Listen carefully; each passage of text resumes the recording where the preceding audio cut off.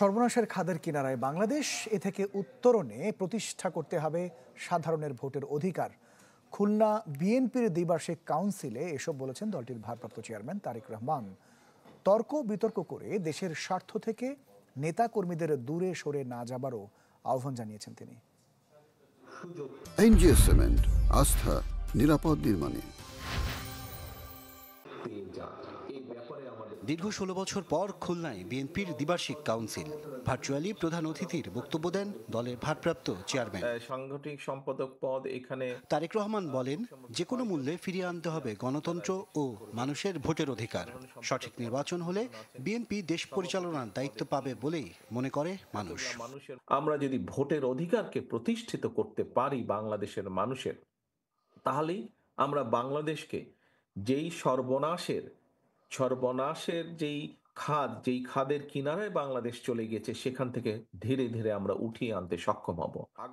অযাচিত তর্ক বিতর্ক করে দেশের স্বার্থ থেকে দূরে সরে না যাওয়ার আহ্বান জানান তিনি। তাগিদ দেন সাধারণের দুর্ভোগ লাঘবে বাজার সিন্ডিকেটের বিরুদ্ধে নজর দেওয়ার।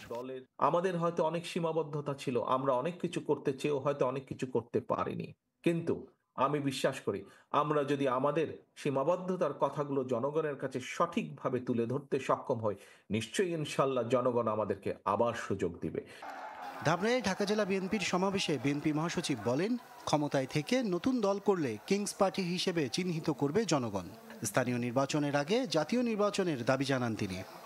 আমরা যে কথাগুলো বারবার বলছি, অবশ্যই নতুন রাজনৈতিক দল করতে পারবেন, আমরা স্বাগত জানাবো, কিন্তু ক্ষমতায় থেকে নতুন দল করলে লোকে আপনাদেরকে কিংস পার্টি বলে চিহ্নিত করবেন। গোপালগঞ্জের সমাবেশে বিএনপি নেতা আসাদুজ্জামান খান রিপন অভিযোগ করেন, নির্বাচনকে বাধাগ্রস্ত করতে কক্সবাজার বিমান ঘাঁটিতে হামলা হয়েছে।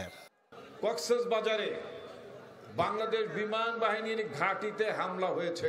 এই নির্বাচনটা যাতে বাধাগ্রস্ত হয় তার চেষ্টা চালানো হচ্ছে। জাতীয় প্রেস ক্লাবে সংবাদ সম্মেলনে যুবদলের সাধারণ সম্পাদক জানান, আদর্শ বিরোধী কর্মকাণ্ডের দায়ে সারা দেশে সংগঠনের ১৪০ নেতাকর্মীকে বহিষ্কার ও ৬০ জনকে শোকজ করা হয়েছে। প্রায় ১৪০ জনের মতো নেতৃবৃন্দকে বহিষ্কার করা হয়েছে। আশরাফুল আলম আকাশ, চ্যানেল 24, ঢাকা।